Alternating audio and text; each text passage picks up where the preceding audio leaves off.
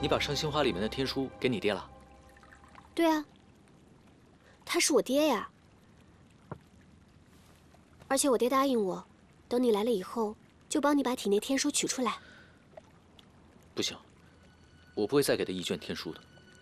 你不把天书拿出来，回师门以后，要是被发现，会被赶出师门的。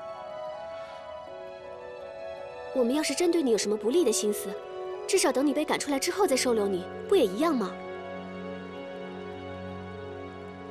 你爹呢？我想跟他谈谈。我爹他没空理你。哎，你就不能先不回去吗？我取走了天书，是萧逸才亲眼看见的，现在落到鬼王手里，你们青玉门却派你这个小弟子来拿走，这也太看得起你了吧？这不一样，静玉已经回去了，他要在掌门面前独自承担责任。如果我拿不到天书，他就完了。你还是先担心你自己吧。鲸鱼，他至少有一个什么龙首峰的首座做师傅，就算要挨罚，也有人为他撑腰。而你呢？你有谁啊？希望我回去之前，不会出什么大事。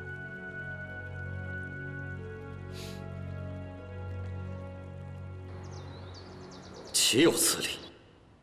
天书之事事关重大，怎能怀有隐瞒之心呢？平日看他行事端正，怎么现在竟然善恶不分，正邪不辨？弟子受伤未愈，也是一时大意轻信了。只是这一路上回想起来，越想越觉得不对劲。怎么可能于都和定海庄2卷天书皆未寻回？所以弟子怀疑，林师弟表面上让小凡追讨天书，实际上，则是去鬼王宗通风报信。恐怕眼下2卷天书都已经落到鬼王手里了。按说，他是苍松师弟的弟子，不应该这样。色令智昏。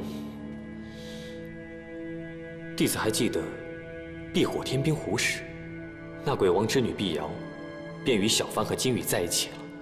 此事齐浩师弟也是知道的，所以弟子怀疑，很有可能就是那个时候，他便与魔教鬼王宗勾结在一起了。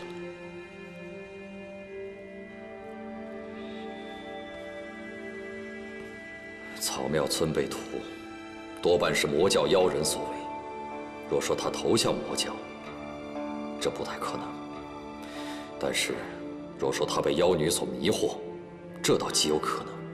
此事必须要重罚。待我跟你苍松师叔商讨之后，再做定夺。你下去休息吧。是。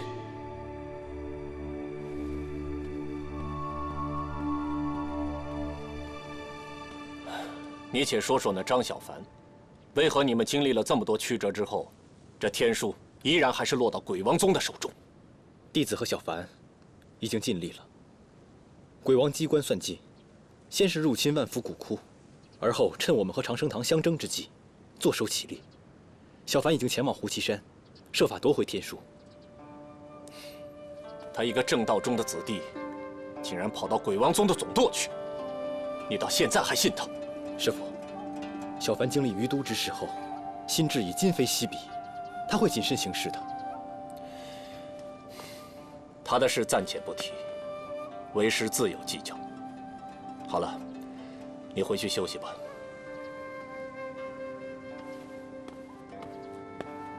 师父。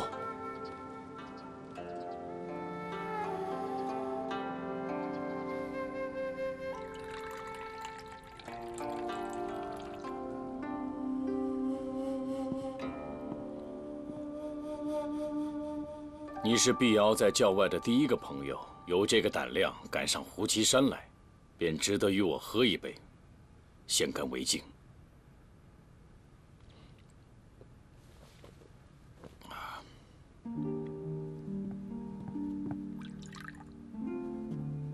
这第2杯酒，我敬你毫不犹豫地喝下了第1杯酒。由此看来，你还是相信我的人品的，请。前辈要是想下毒，也不会急于这1时3刻。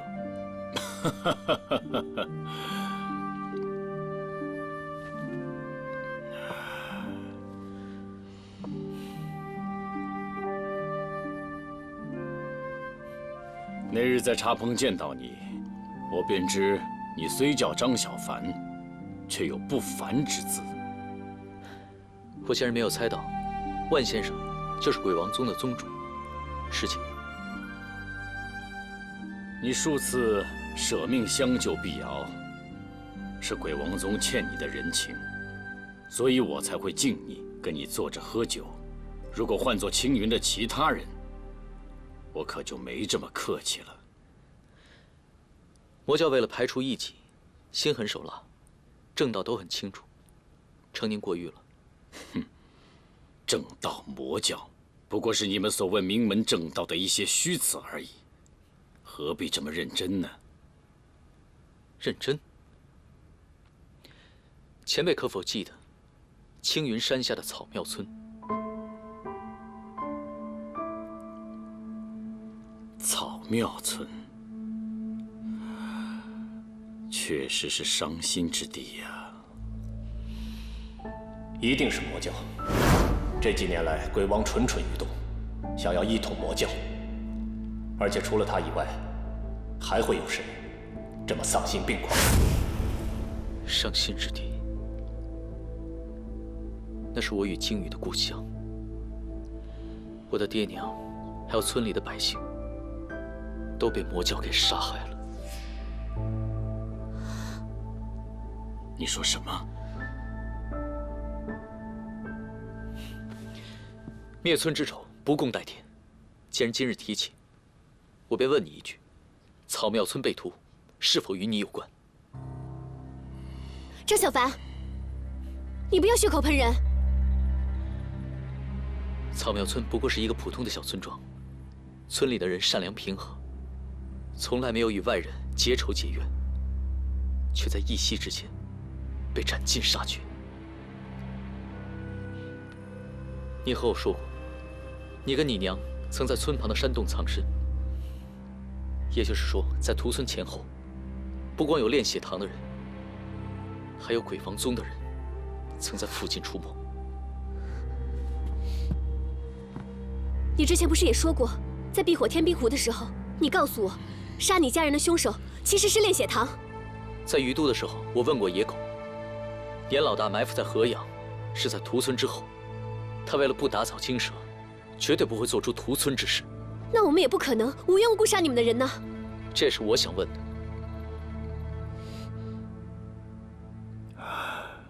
碧瑶娘亲过世之后，我闭关多年，不理外间之事。此事，我确实是毫不知情。我执掌鬼王宗多年，是我干的就是我干的，不是我干的事情，我也绝不会背这个黑锅。草庙村被屠，绝非我鬼王宗所为。不仅不是我鬼王宗所为，这些年，我总坛各派都有消息互通，也应该不是别派所为。你是否亲眼所见凶手？是不是认错人了？我行事一向坦荡，是我下的决定，我一定会认的。但我说不是就不是。那又是谁？父母之仇确实得报。你入青云多年，草庙村又在青云脚下，难道你的师门就从来没有查过吗？自然是查过，没有查到，对吧？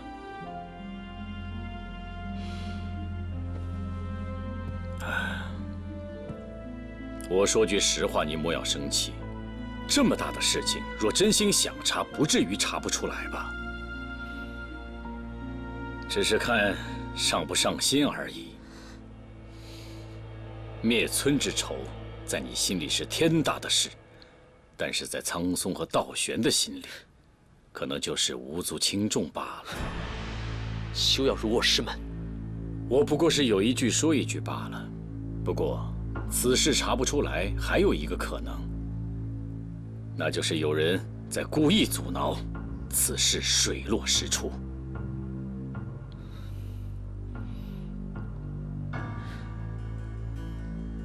不可能。鬼王宗虽僻处胡岐山，但情报的本事，我从不敢过谦。你若愿意留在鬼王宗，我一定倾全派之力替你查出凶手，给你的亲人报仇，还会教你一身本事，让你从此在江湖扬名立万。不必说了，我与鬼王宗终究不是一路人。你要离开，我也不加阻拦。但是你有没有想过，你体内的天书该如何处置啊？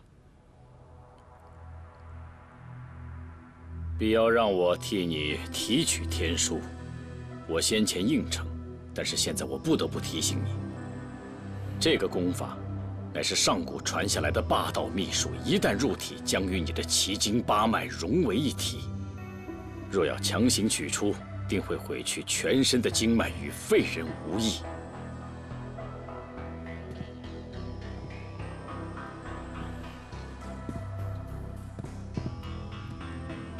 可若是让它留在你的体内，你又不懂得修炼之法，假以时日，你终将会变成一个浑浑噩噩的痴傻之人。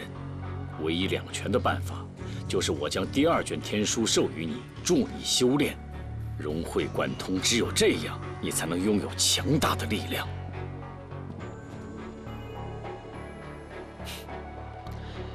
也就是说，我不加入鬼王宗，我就必死无疑了。正是。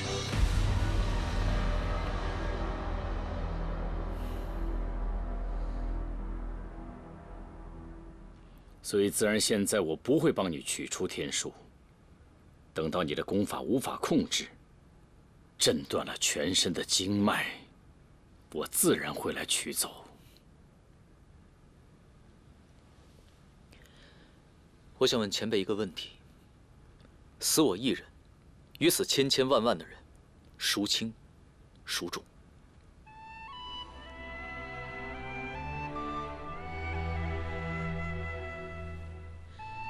你想要得到天书，无非是想复活兽身。兽身重现世间，必定会有更多的人死于你的野心之下。张小凡，我当真是低估了你的胆量了。第2卷天书你已经拿到了，我打不过你，也拿不到它。可是我体内的天书，你休想拿到。就算我明天死了，我也会去一个你不知道的地方。小凡，你疯了吗？碧瑶是我的朋友，我自然不会跟他动手。但是我张小凡绝对不会听从于你。你想清楚了？该想清楚的人，应该是你。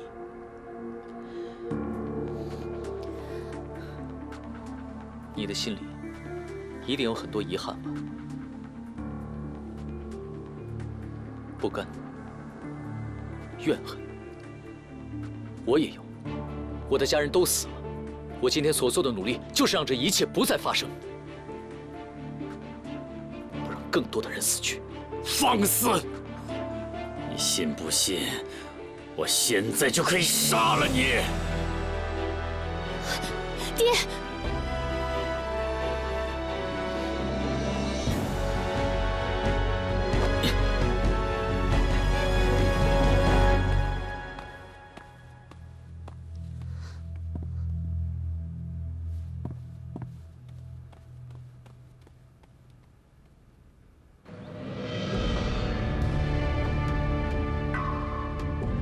因鬼王宗碧瑶用法宝收走了第2卷天书，小凡前去追讨，希望能设法追回。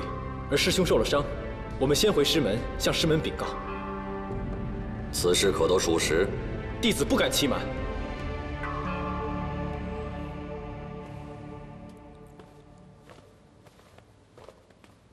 林惊羽，你可知你错在什么地方？弟子不知，请掌门明示。师尊，林师弟也是迫不得已，毕竟鬼王宗诡计多端。那妖女先是骗取了小凡跟惊羽的信任，然后再伺机而入，尾随我们窃取天书。林惊羽，我记得本门交给弟子们的，可不是什么化敌为友的那一套。掌门明鉴，弟子绝非化敌为友，只是形势紧迫，不得不共御强敌呀。那为什么不让鬼王宗跟长生堂他们决一死战之后，你们再将其一举擒获呢？弟子们不想伤及定海庄内无辜的百姓。魔教得到天书的后果，哪个更为严重？难道你们想不到吗？还有，让那个妖女夺走了天书，你们为何不将她擒下，然后再与鬼王宗交换天书？师尊息怒，师弟们也是一时糊涂，受到了迷惑。先是在于都丢失了第一卷天书，又在定海山庄将如此重要之物拱手让人。苍松，在。按你戒律堂的门规，万万不可网开一面。是。师兄啊，此事牵扯内情甚广，而且还有一个涉事的弟子张小凡未归。我看要是问罪的话，不如等他回来，一同审问。而且田师兄那儿，我们也要知会一声的。我看不如这样，我先将青羽带回去，把他禁足在我们龙首峰。等到张小凡回来以后，我们让他们两个人。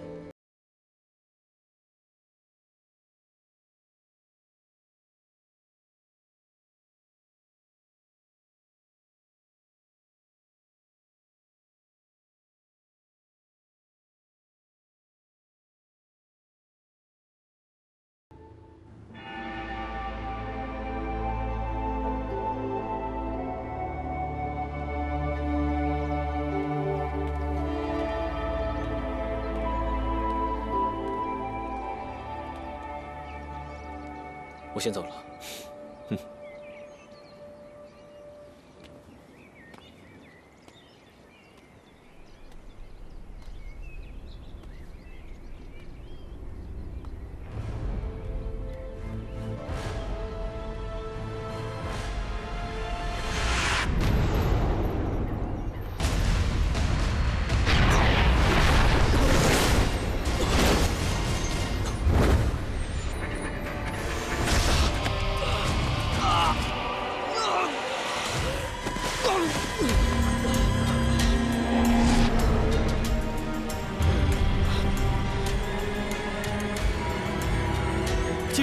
金羽，你没事吧？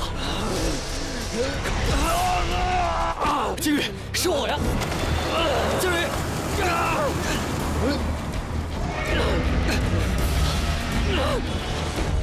金羽，清醒点，金羽！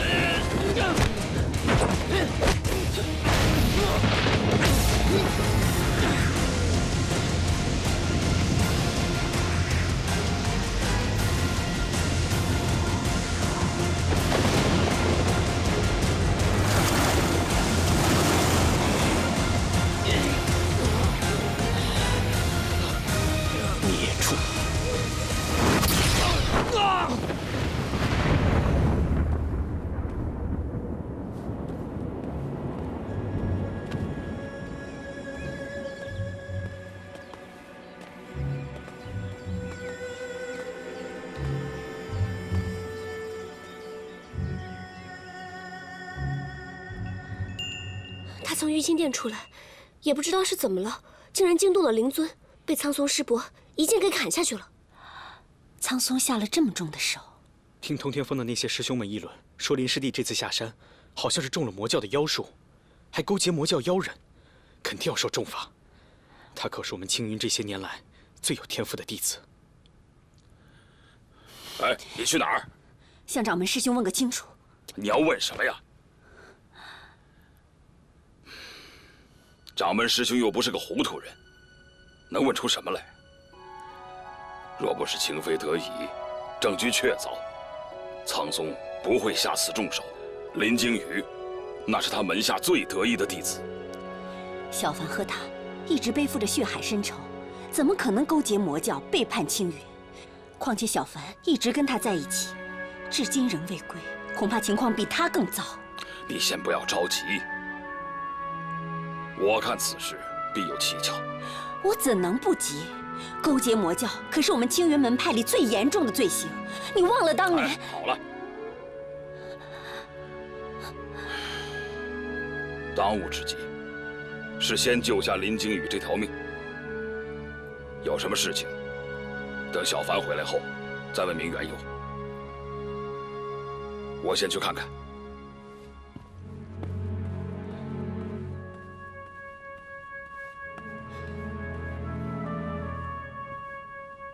娘，当年到底发生了什么事啊？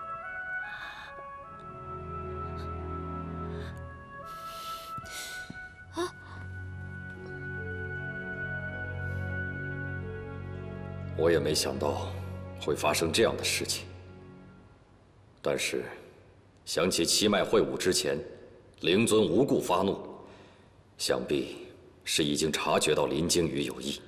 此事绝无可能。若是林惊羽有变，你我岂无察觉？再有，这个怪物到底是什么？有什么证据可以证明这便是鬼王宗的妖术？他们下山之后，究竟发生了什么事情，现在还未可知。但是林惊羽有意，定是魔教妖术无疑。若非魔教有反扑之势，埋伏下暗线，还有什么其他可能？事情未明缘由，掌门师兄啊，不能擅下决断。不把他关起来，难道就这样任他一副怪模怪样的在门中走来走去？你置门中其他那些无辜弟子于何处？况且他勾结魔教，触怒灵尊，伤害同门，没治他死罪，已经是对他很大的宽容了。掌门师兄啊，勾结魔教，事关重大，这万一是魔教的离间之计呢？我看先不妨将他禁足，暂时不忙定罪。你又是如何判定他是无辜的？眼下2卷天书已经落入鬼王宗的手里，现在事态未明，绝不能让我们青云门中留有任何的危险。之前根据我对这个弟子的接触，虽说他有些狂妄自大，但是心性纯良。此次下山鱼都之行，他的表现堪称是我门中弟子的翘楚。或许是定海庄一战受了伤，中了魔教的圈套，也未可知。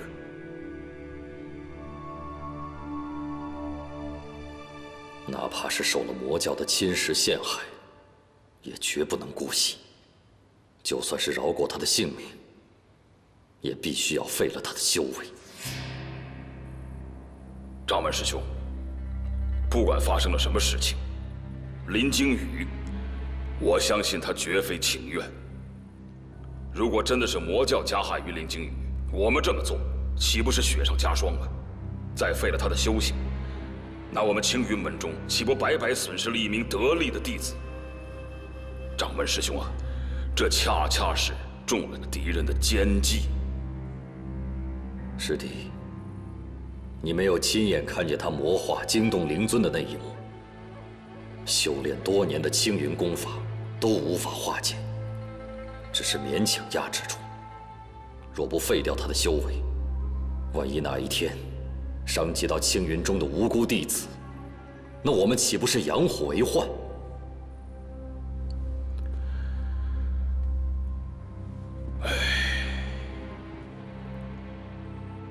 ？6年前，草庙村血案犹在眼前。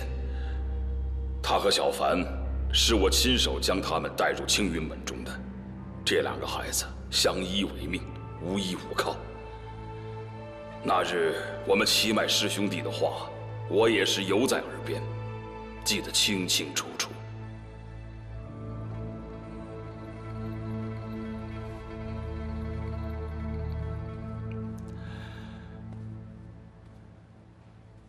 师兄啊，你不觉得这兄弟俩的情谊似曾相识吗？当年万师兄一事，若不是魔教朱雀圣使离间之计，你我兄弟何至于走到今天这步田地？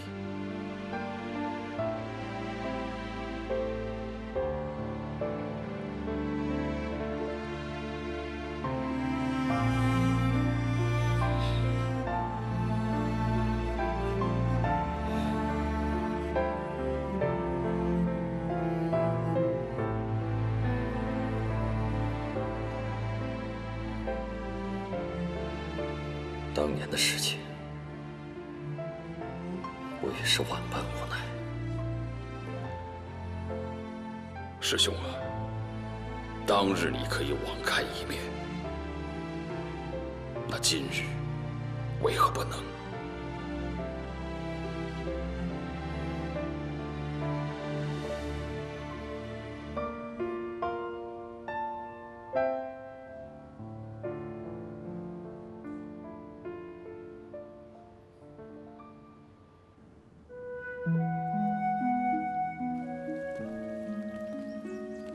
我差点去万都门找你，你竟然跟你爹先跑回来了，还好没出什么大事。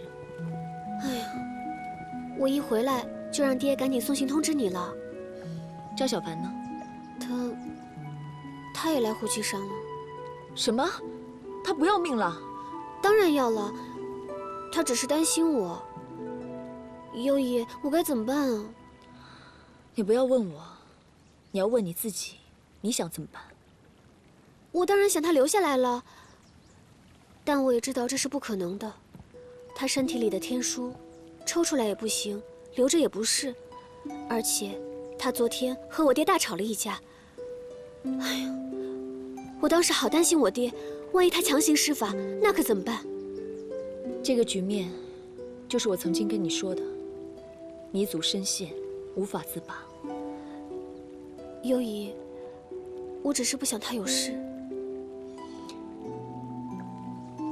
人的这一世，有很多的不想，可是又无能为力。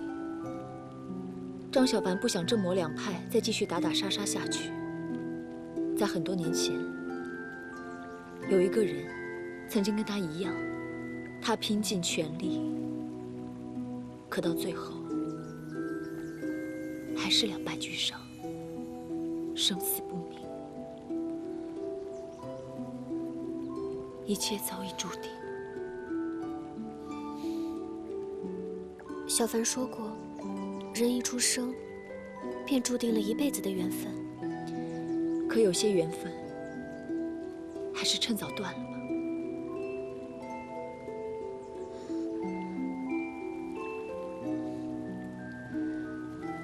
如果我不想断呢？那你想他死吗？或者生不如死？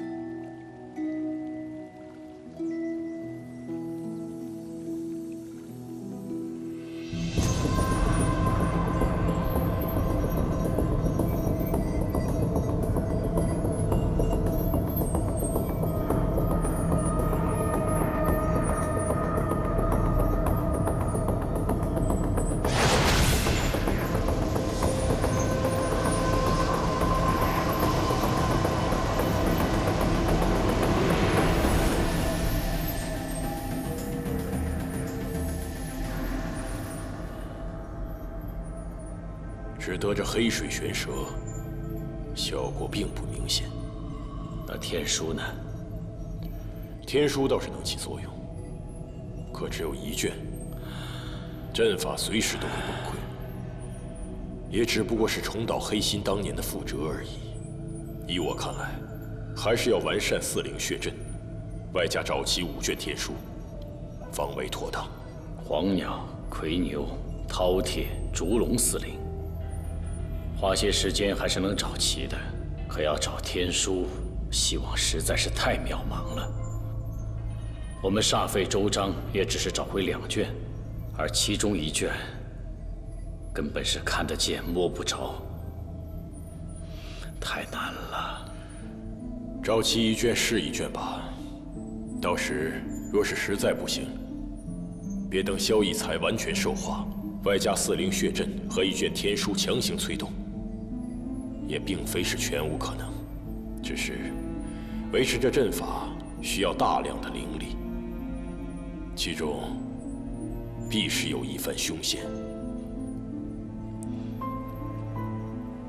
比起维持这血阵，恐怕要想从张小坟身上抽取天书，会更加的凶险。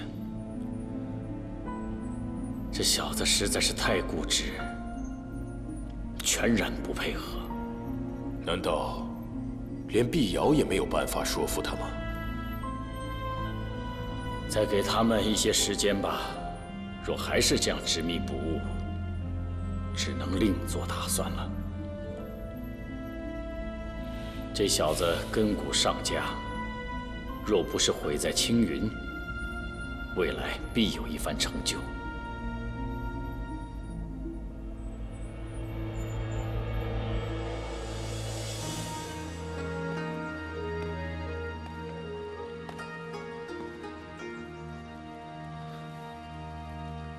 我还是走吧，免得必要为难。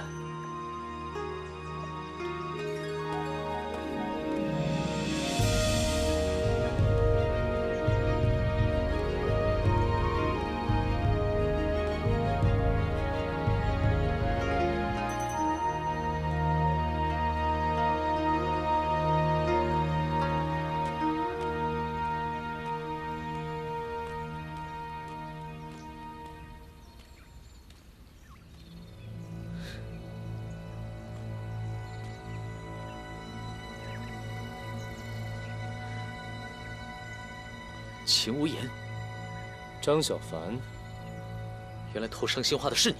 哼，当真是冤家路窄，没想到会在这里碰上。余毒之事，今天跟你一并清算。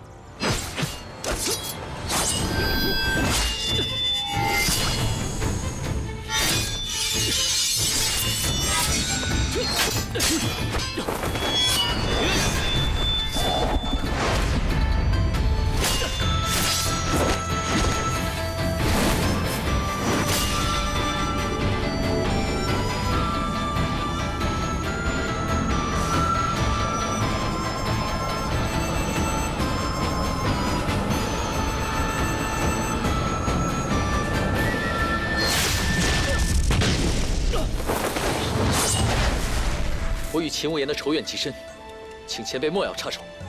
你们俩的恩怨与我无关，但在胡岐山，来者皆是客，禁止私斗。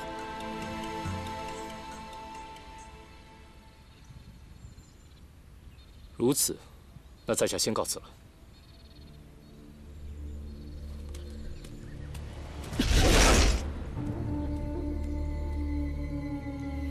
你是必要第一个在外结交的朋友，却也是第一个来胡岐山看他的人，莫要让他失望。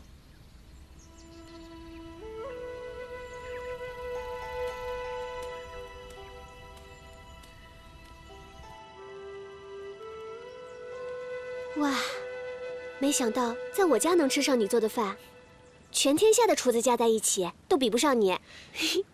你喜欢就好。等我走了以后，你也要好好吃饭，照顾好自己。青龙说了，你最近常常受伤，内力衰竭，短时间很难恢复，千万不要逞强。你要回去了？师父从草苗村把我带到青云，从小把我抚养长大。无论如何，我都是青云的弟子。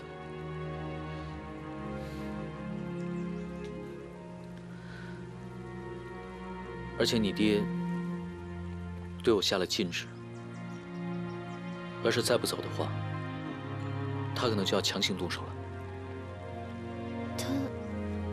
他不会把你怎么样的，我会护你周全。你是他的女儿，你应该清楚他到底会怎么做。碧瑶，我不希望你为难。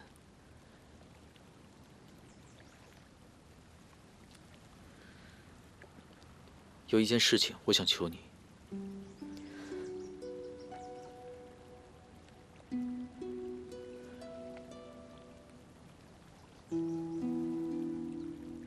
如果我被天书控制了，你就……你想说什么？在滴血洞的时候，你也说过，如果你撑不下去了，就让我杀了你。我也一样，我不能让青云门蒙羞，不能让魏城主白白牺牲，所以我绝对不能让天书落到你爹手里。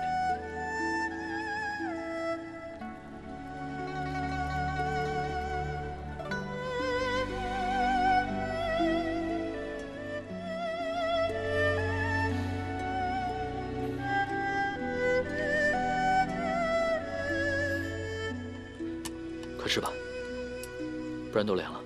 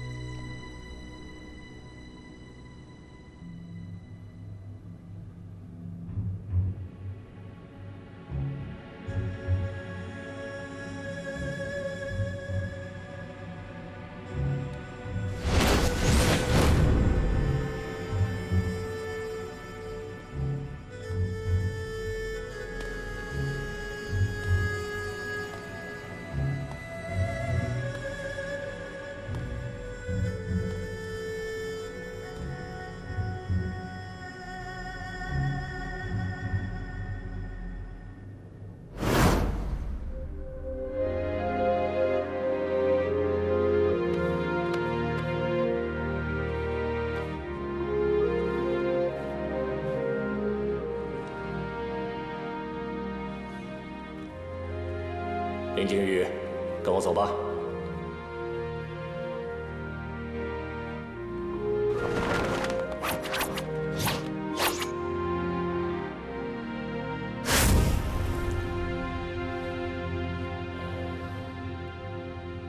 金羽啊，这次按照青云的门规，师父要废去你的修为，把你逐出青云门。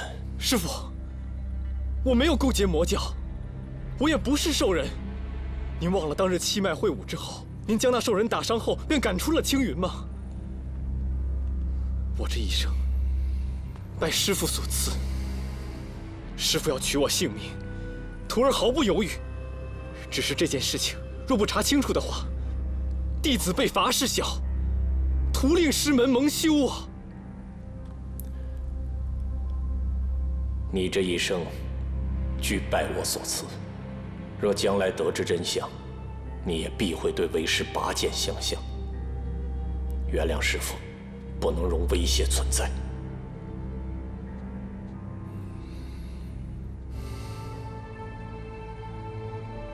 景宇啊，我当然是记得，可是我要问你，你为何会变得和那个兽人一模一样？ 什么？金羽变成兽人？据说他兽化之时，连灵尊都冲出来了。怎么会这样？那掌门怎么说？废其修为，逐出青云，通告七脉，以儆效尤。不可能，林金羽绝不会去练什么魔教邪术。你去哪儿？师姐，金羽怕是被魔教妖人算计了，我不能袖手旁观。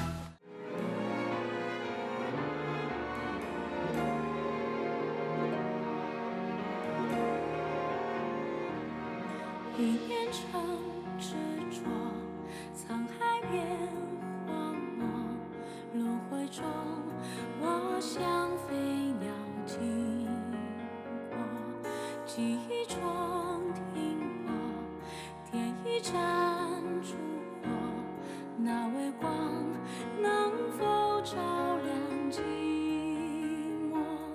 听雨声滴落，看花开。 寂寞，叹昨日。